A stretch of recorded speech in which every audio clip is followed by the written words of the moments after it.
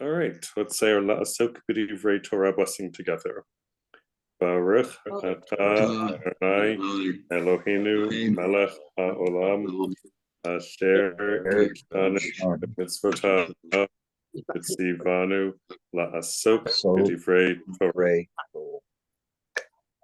Praise to you, Lord our God, rule of the universe, who's made us holy with your commandments and commanded us to busy ourselves with the words of Torah. All right, so we start off with a joke because, as we saw in the Jewish humor class, according to the rabbis of the Talmud, it is best to start off with jokes when possible. So what is the pizza, matzah, rella? Is that your joke, David? What's the mischief? That's funny. I did not come up with this joke. Okay. However, as somebody who makes matzah pizza regularly and has taught my daughter to make matzah pizza so that she can feed herself on Passover, moving forward, because it is fairly straightforward, I do appreciate this joke. Me too. All right, so we begin with matzah in the Torah. Torah is usually a good place to start. All right, so text that you might not have expected in a matzah class. In the story of Abraham has a nephew named Lot. Lot moves, or there's not enough grass for Lot's animals and Abraham's animals, and it's causing conflict. So Abraham tells Lot, pick which way you want to go, I'll go the other way. And Lot chooses to move down to the area near what is the Dead Sea now, which at that point had a lot of water and a lot of grass. And those were the cities of Sodom and Gomorrah. The cities had a lot of people who made bad choices regularly. And God decided that this was a problem. The cities needed to go. Abraham argued with God, which took some chutzpah and some audacity, and got God down to agreeing if there were 10 good people, the cities would be spared, but there weren't. So God sent some messengers, angels, same word in Hebrew, to go rescue Lot and his family. So when they get to Lot's house, when they get to the gates of the city of Sodom, Lot meets them there. He encounters them. And so when he invites them to his house, he prepares a feast for them. But it's not like he was expecting visitors.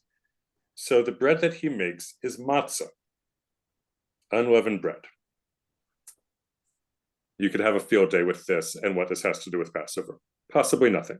But if you want to make connections, you can make all sorts of connections here. All right, now moving on to the Passover story. So before the 10th plague, the Israelites are told that they should sacrifice a lamb and put its blood on the doorpost, so the angel of death will pass over the doorposts, and they should eat the meat, roasted, and they should eat it with matzah and with bitter herbs. This combination of meat, matzah, and maror, bitter herbs, will appear multiple times. It comes up in the 4 questions. It comes up in Rabban Gamliel's statement, which we'll get to later. It comes up in the Korich step, which we'll also get to later. So keep an eye on this. The next time we see matzah is only a few verses later. The Israelites are told, you should remember this day when you left Egypt, and for 7 days you should eat unleavened bread. So matzah. And you should remember this. You should have this feast of unleavened bread, because this is when I took you out of Egypt. For 7 days you should eat this. Few verses later, the 10th plague has happened. Everybody is told, the Egyptians tell them to leave. So the Israelites take their dough before it was leavened. This might have been what you were expecting in the class of matzah. They're kneading bowls wrapped in their cloaks on their shoulders, and they bake these unleavened cakes of dough because they didn't have time to let it rise.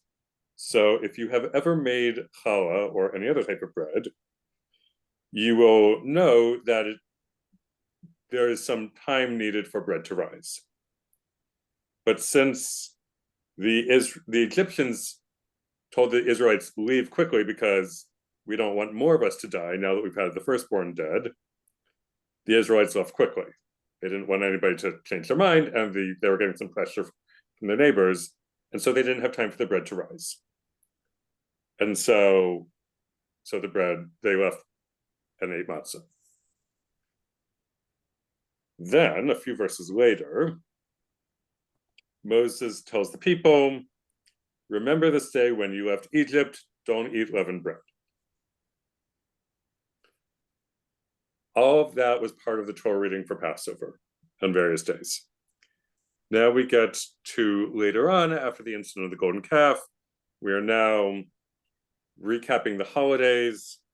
This is also part of the Torah reading for Passover, Shabbat Chol Moed Passover. And as far as the Passover part goes, one of the verses says, observe the Feast of Unleavened Bread at the time of the month of Aviv.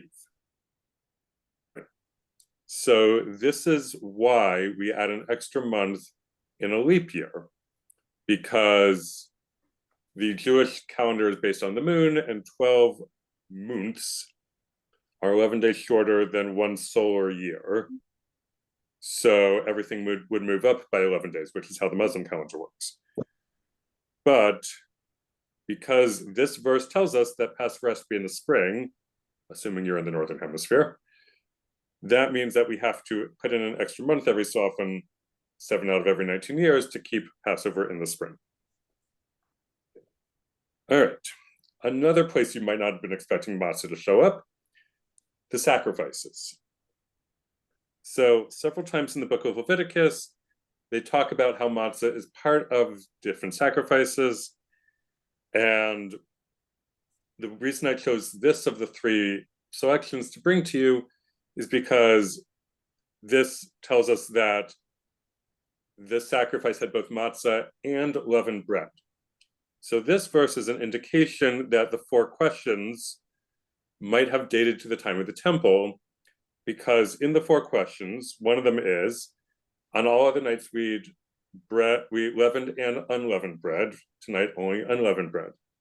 So this sacrifice was a time when both leavened and unleavened bread was eaten together. So we have that. We also have a recap of the holidays in Leviticus. This is the second day of Passover Torah reading.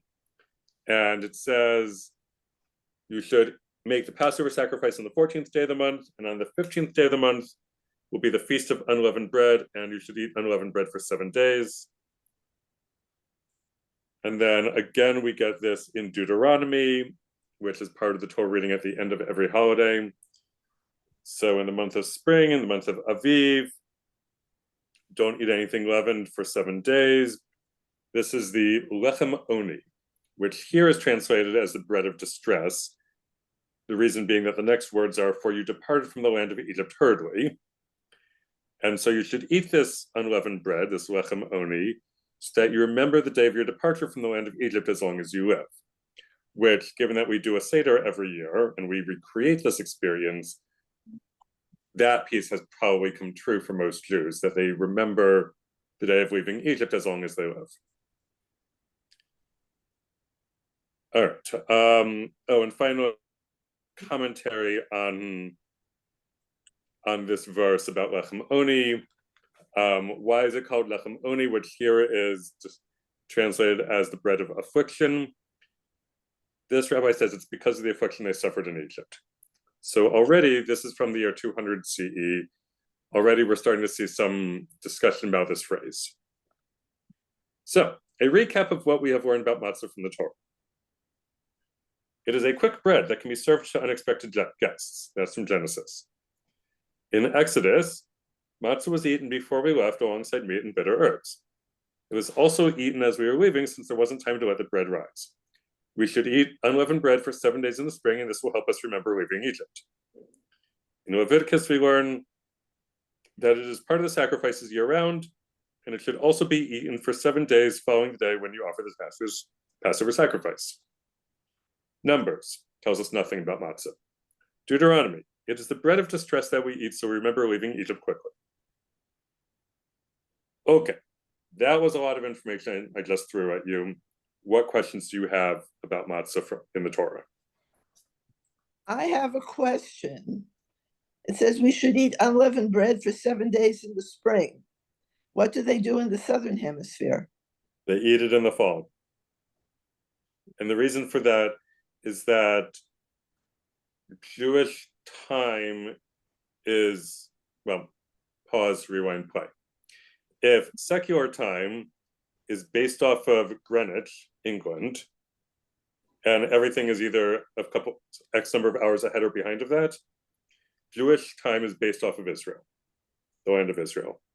And so Jews around the world pray for rain between Sukkot, Shmini Atzeret at the end of Sukkot and the beginning of Passover, not because they want rain in Chicago at that time, but because that is the rainy season in Israel. So when the Torah says the month of Aviv, the month of spring, that is understood to mean the month of spring in the land of Israel. Everybody else will just have to figure it out based off of their own relation to that. It's a good question. Other questions or thoughts? David, Yeah, may I add something to what you just explained? please. When American rabbis, many years ago, went in the first delegation to meet with the Kessim, with the Ethiopian Beta Israel rabbis in Ethiopia, that question came up because those were years where Ethiopia and those parts of Africa had a terrible drought, and some of the American rabbis asked, well, do you change when you pray for rain because you have a drought? And the Kessim were like, so taken aback. Of course not. It's all about Jerusalem. Thank you. I actually have a reading. Article. I'll try to remember to send you. Thank you. Oh,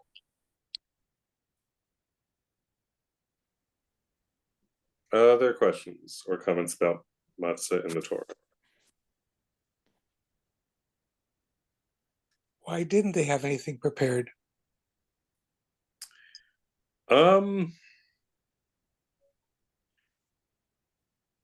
They might have assumed they had a little bit more time to get their act together.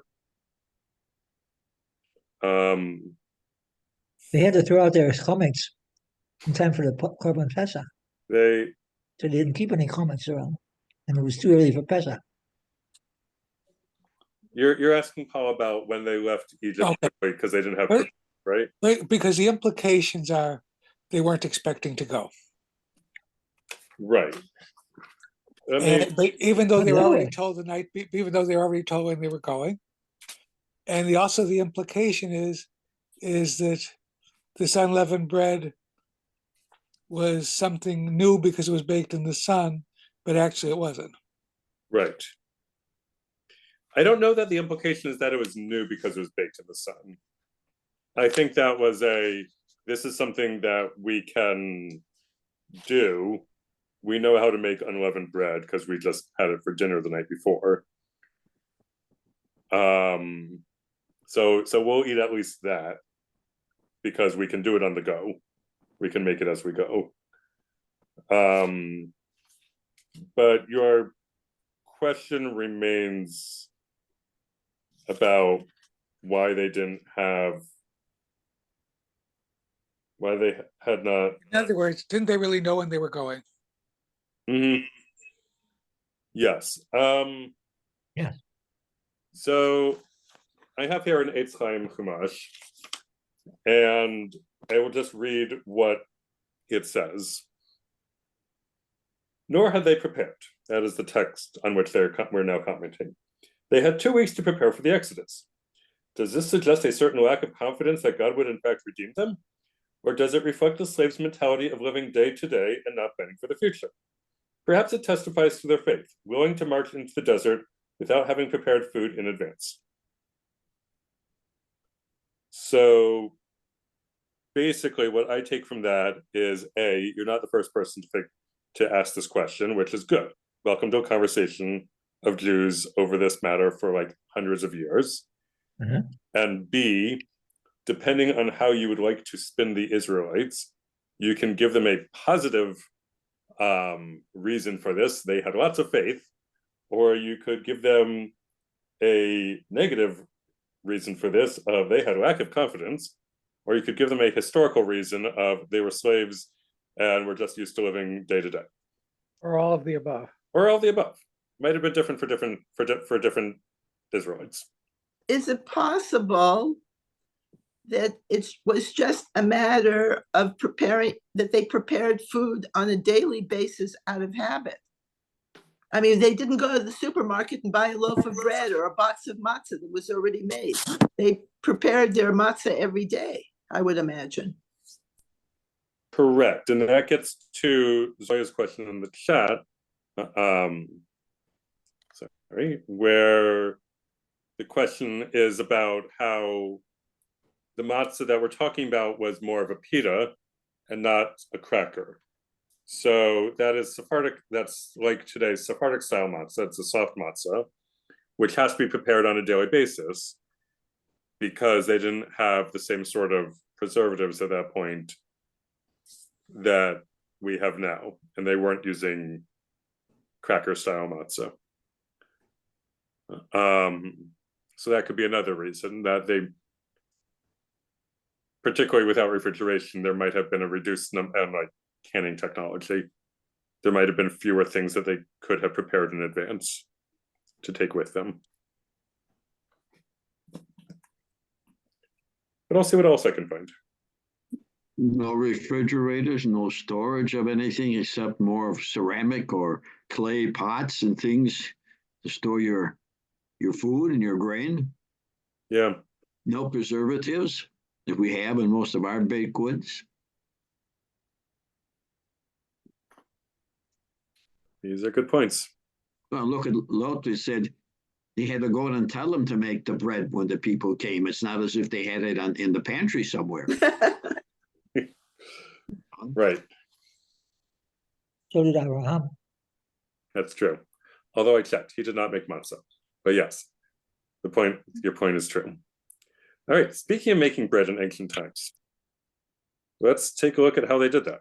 So, the way that bread making happened is first emmer wheat was ground into flour, then it was mixed with water into a pita, and then they would let it sit out in the air for a week so that the natural yeast in the air would let it ferment and rise.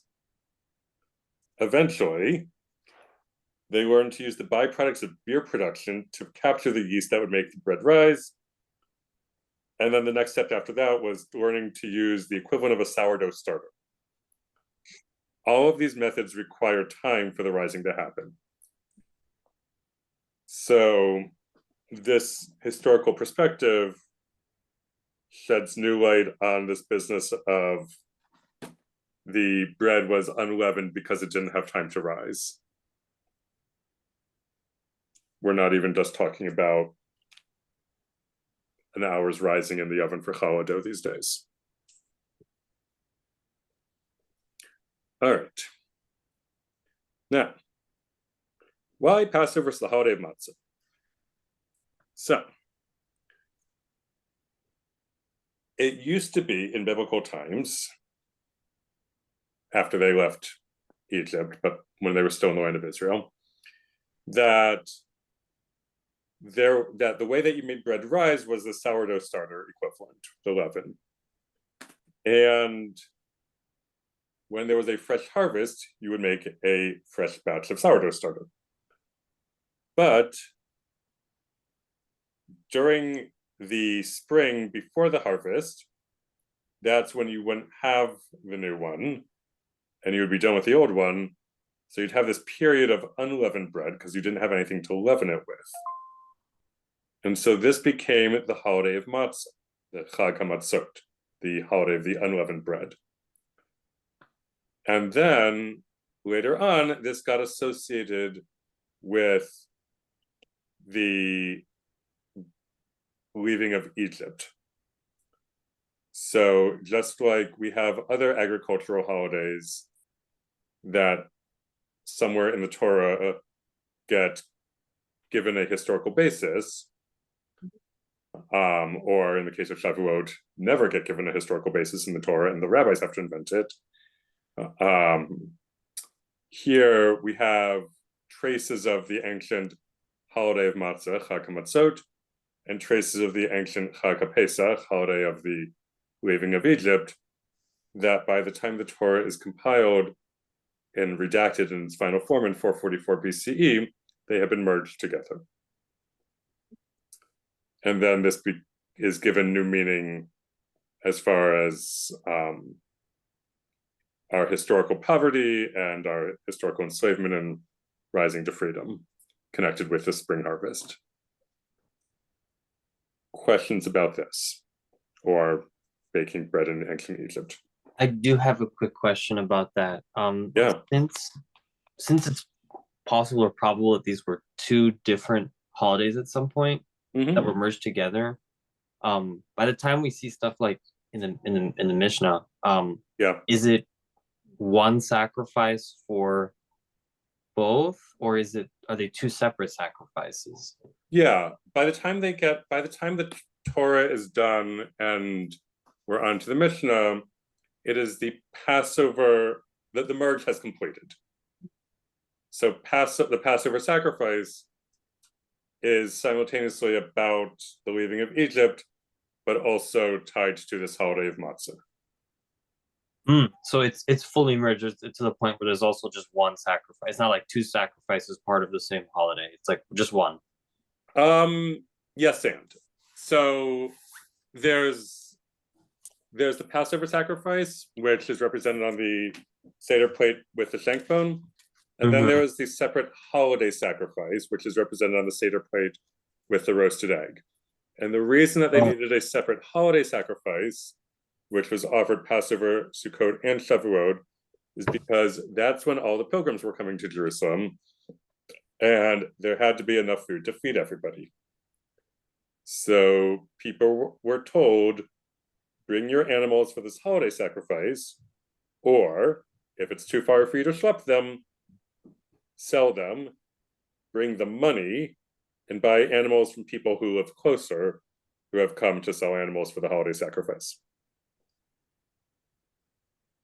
So there are two sacrifices for Passover, but not because it used to be two separate holidays that got merged.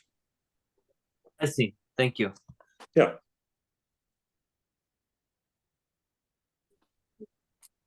Other questions about the holiday of Matzah, so to speak?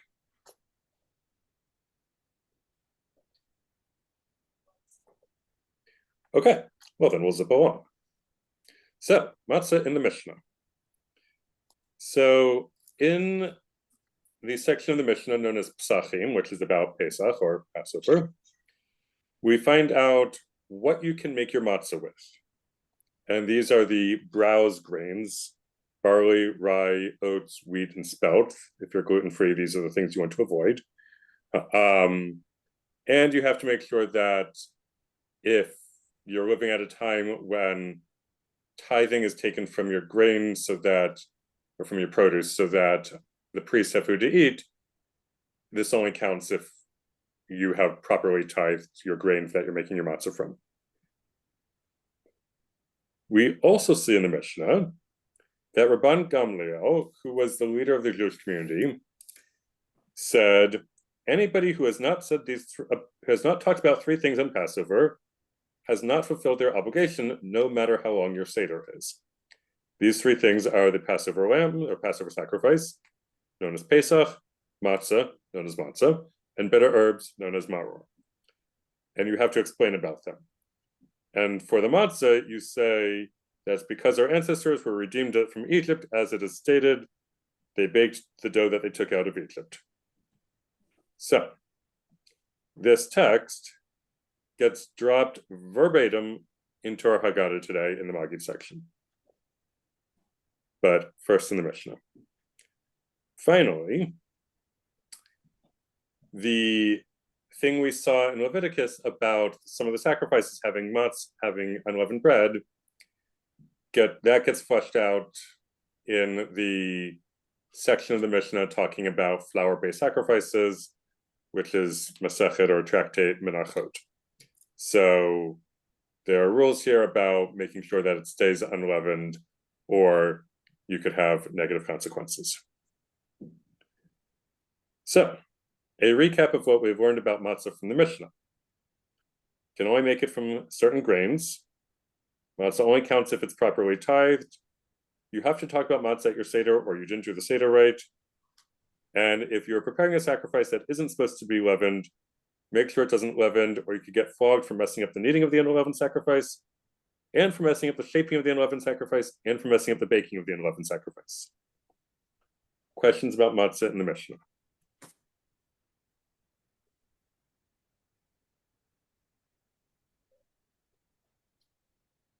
Okay, seeing none, we'll move on to matzah in the Jerusalem Talmud. So this was the discussions of the Mishnah between 200 and 400 CE in the land of Israel. Rabbi Levi said, one who eats matzah on Passover Eve, so before the Passover starts, is like one who sleeps with his betrothed in his father-in-law's house. And he who sleeps with his betrothed in his father-in-law's house is flogged. So we need a little bit of context on this one. One, this assumes a situation where there's a period between when you are engaged, known as Erusin, and when you are officially married, known as Kiddushin, I believe, or Nisuin.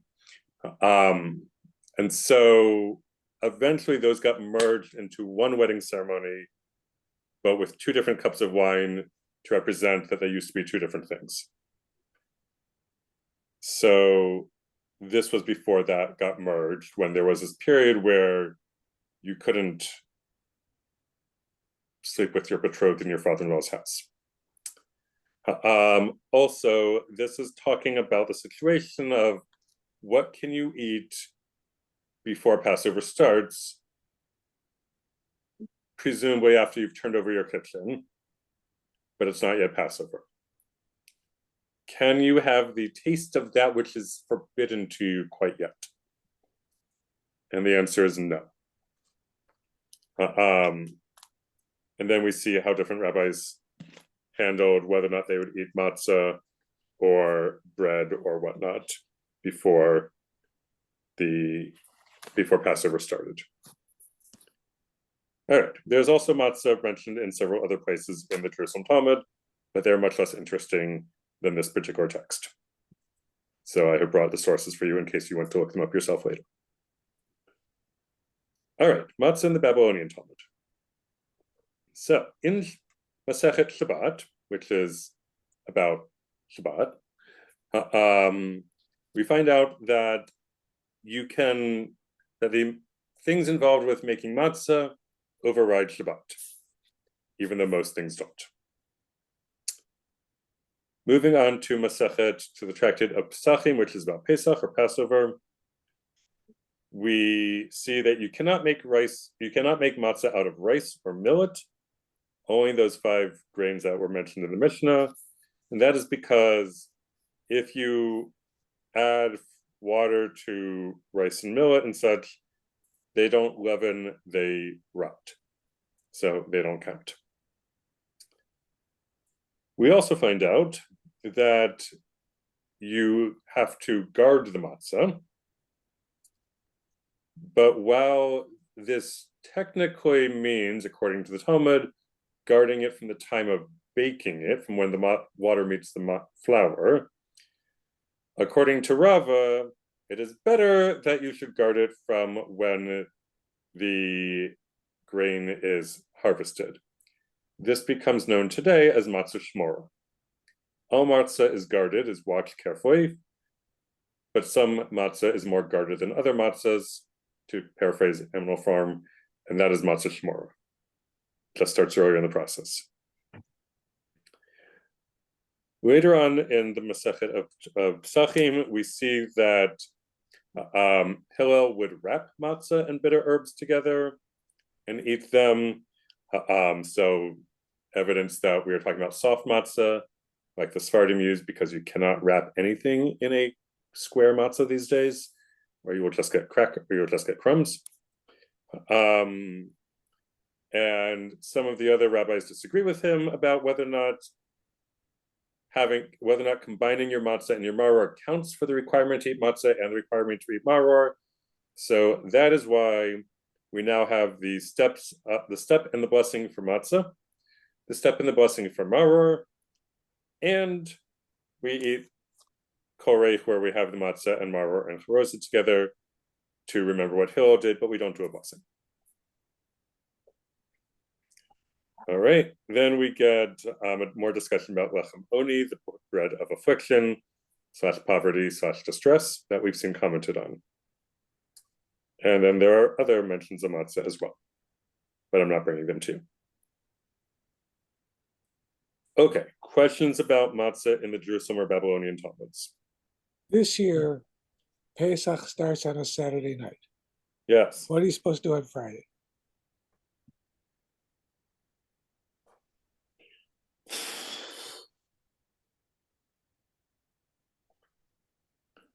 I assume you can still have chametz. Carefully. So as not to chametzize your Pesach kitchen, to make up verbs left and right, but I will double check that. It is probably safest to have rice. So potatoes. rice cake? Potatoes. Potatoes are even safer than rice. Okay. Potatoes and salmon. There's a great guide on this from Hadar. I'll post the link in the chat. Thank you. Really good resource. Sorry, I didn't mean to interrupt you. No, that's okay. If you can also email it to me, I'll put it in the chat. Yeah. Thank you. If you were watching the wheat from the field until baking, what would you be watching it for? Pests and maybe getting moist? Moisture. Yeah, you're watching.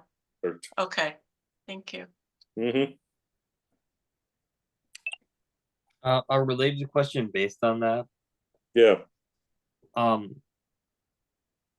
mean, who's like the person who would watch that? Is it like just like, would it be the same person who would like check produce for its kosher status, or like how does that work? Probably, yeah. Somebody who knows what they're looking for. So somebody who knows what they're looking for and is trusted by the community for whom they are supervising. I see. So that would be presumably the matzah companies would have their own people out there, but it might be one of the kashrut organizations that has people out there watching. Thank you. Yeah.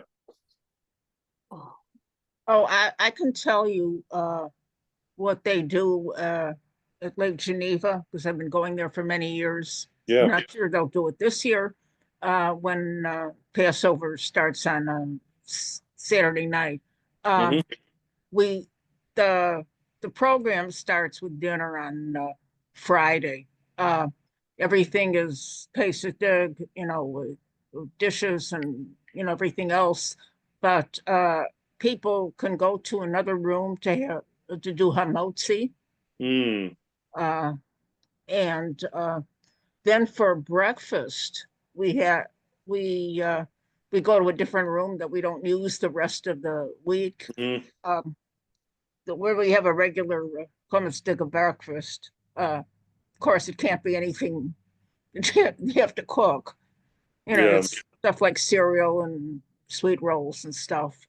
And then there's a certain time, I didn't look it up this year yet, there's a deadline for eating chametz. And they tell us, to say kol chamera by 9 something in the morning, or whatever time it is. Yeah. Kol chamera being like all the chametz is now nullified. Yeah, thank you. I have a question about eating rice on Pesach. Yes. I think the Yemenites do. And where does that fall? Yemenites? I mean, in terms of, you're not, I grew up, you didn't eat rice on Pesach because when it got wet, it expanded. Right. Until my parents went and lived in Israel for a couple of years and went to some Yemenite seders where rice was served. Yeah. Sephardic. Yeah, the Sephardic, yeah. So how come they can do it and the Ashkenazi don't?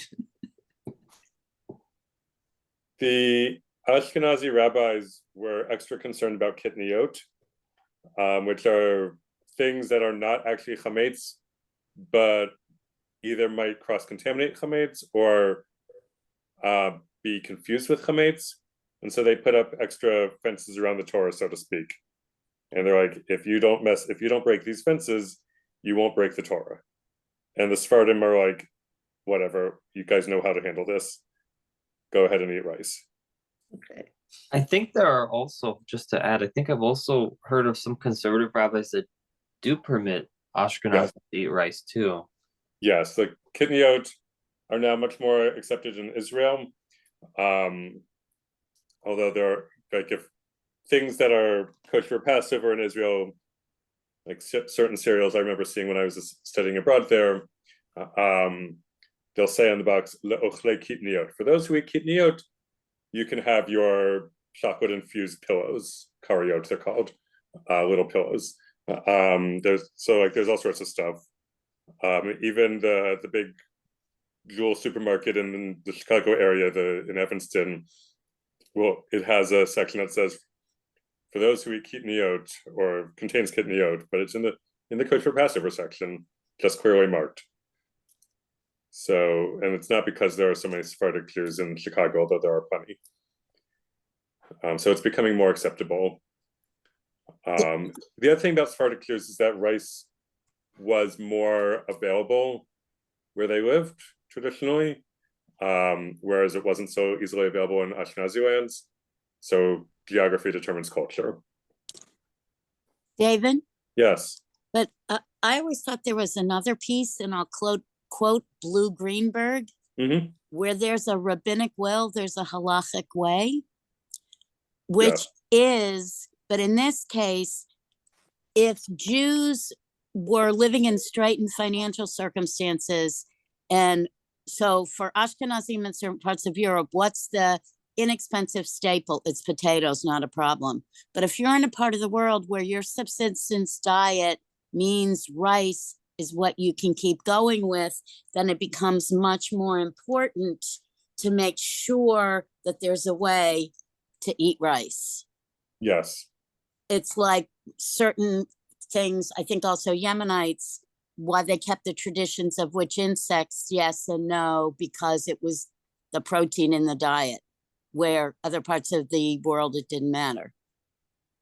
Yeah, makes sense. Yeah. All right. Recognizing the time, I am going to show you everything else that's in here, and then I'll take questions after 9 o'clock Chicago time. All right. What's in the Mishnah Torah? So this is Maimonides. He has a whole book in his Mishnah Torah codifying Jewish law as of the 1100s called Laws of Leavened and Unleavened Bread. Matzah is only in chapter 5 and 6, but what we see is that egg matzah, you can have egg matzah, but not on the first night, because of that phrase lechem oni again, the bread of distress / affliction / poverty. This would be poor man's bread. to have only flour and water. Also, you only have to eat matzah on the first night of Passover, and only an olive size. The rest of the holiday, you just have to avoid chametz.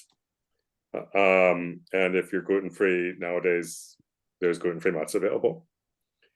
Matzah in the Shulchan Aruch. So skipping ahead 400 years, we learned it is better to have shmor matzah that's been guarded since the time of harvest, but you can use regular matzah as well. However, if you steal a matzah, that doesn't count for your obligation to eat matzah. Sorry. Also, don't put salt in your matzah when you're making it. Salt on the matzah, fine. Salt in the matzah, no. And you should use something to put holes in your dough so that your bread will not puff up. The traditional process for making matzah without a machine: wheat is grown, it is harvested. This is where we begin supervision for shmor matzah. It's ground into flour. Supervision begins here for other matzah. Brought to a matzah bakery. Flour is mixed with water. You only have 18 minutes at this point to make it. You roll it out in circles or ovals. You poke it with a spiky roller called a radle. That's a fun thing I didn't know about, radles. It's like a dreidel without a D. That's the Yiddish word, and then the dough is baked. To see this, there's a book called The Mouse in the Matzah Factory.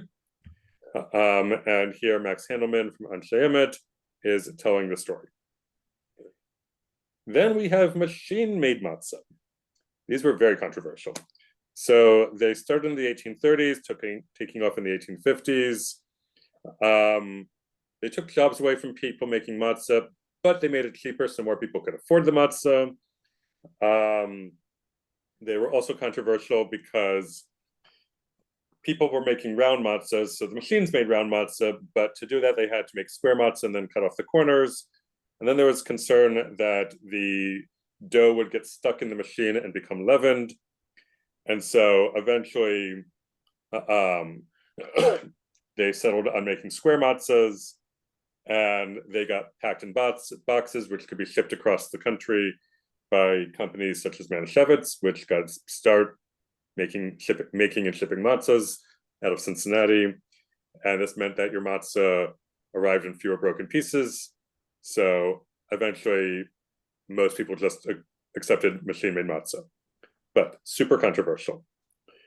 And there's a sheet if you want to go see all the arguments for and against it and the cartoons and whatnot.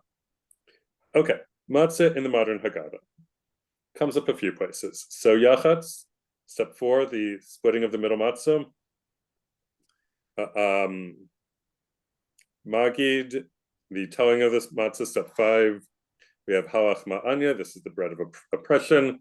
Again, that lechem oni phrase. Lach ma'anya is Aramaic for lechem oni.